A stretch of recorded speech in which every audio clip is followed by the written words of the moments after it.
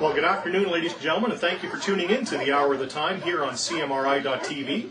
I'm your host for today, Robert Houghton, and we hope you enjoyed the last couple of broadcasts we've had. This is our third video broadcast here on CMRI.tv. The first broadcast I hope you were able to check out because it was a very wonderful herb walk that we did last year at the Hour of the Time Skills and Research Conference in Eagar, Arizona.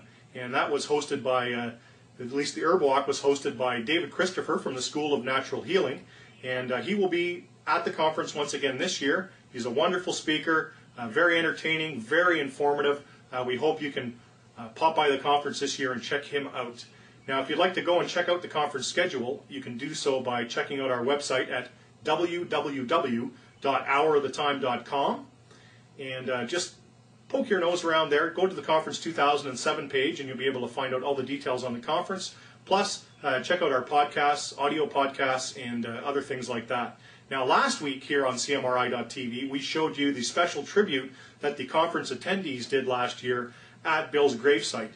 Of course, just after Bill was murdered in 2001, Doyle put out a plea to have people from across America and the world, basically, to send in stones and precious stones and things like that from their local territories. So we had boxes and boxes and boxes of stones sent in from all over America.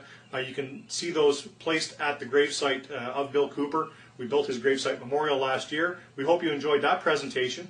And for this presentation today, we thought we would go way back into, I believe, 1989, when Bill did a speech in Sedona, Arizona. Now, this is one of Bill's most famous speeches. The people that had seen this speech claim it to be one of Bill's most important speeches. Of course, it was shortly before Behold a Pale Horse was published in 1991.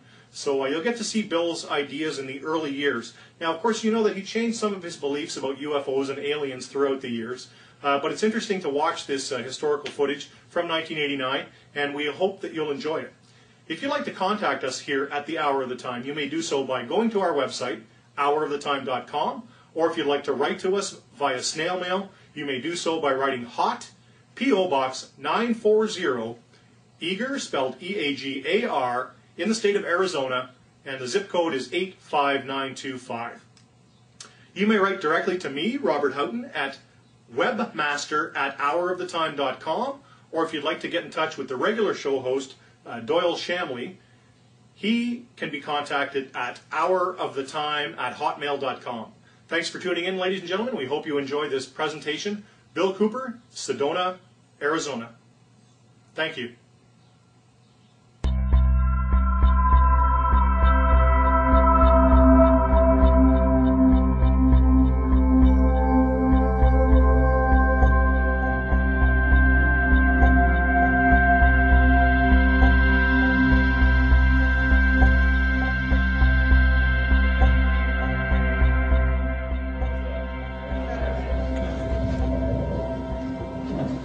Good.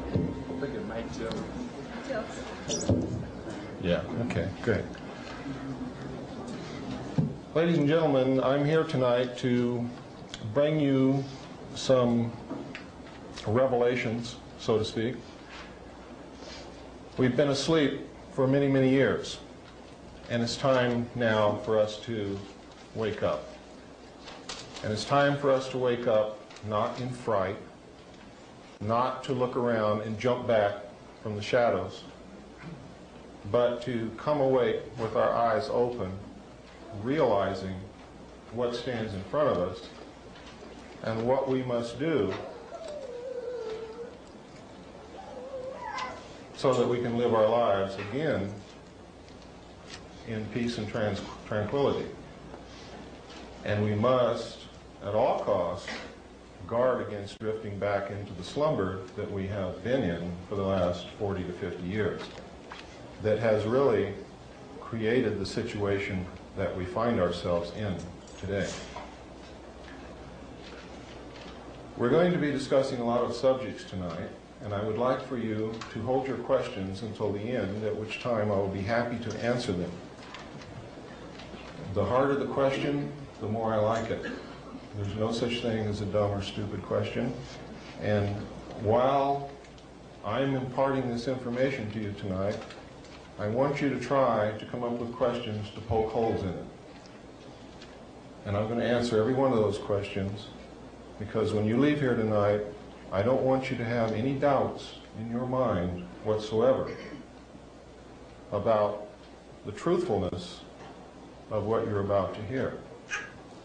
Because it is so important not only that you understand it and believe it, but that you act upon it so that we can do something about it.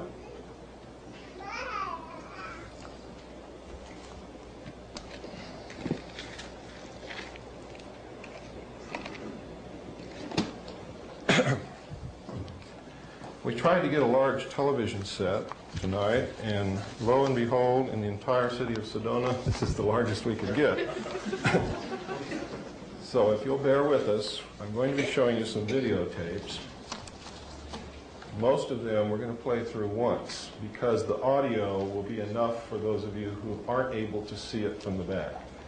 When I get to the Kennedy tape, if you are unable to see what you need to see, after we play it the first time, let me know.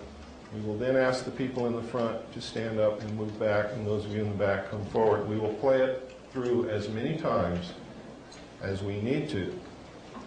It is important that you know that you've been lied to, that your own government assassinated one of our presidents. And we're going to show that to you tonight. I would like to thank some people now and talk about some material that you're going to be seeing here in the future. I would like to thank especially Eve Bruce, who through long-distance telephone conversations really started this rolling and was the one who put it together for you.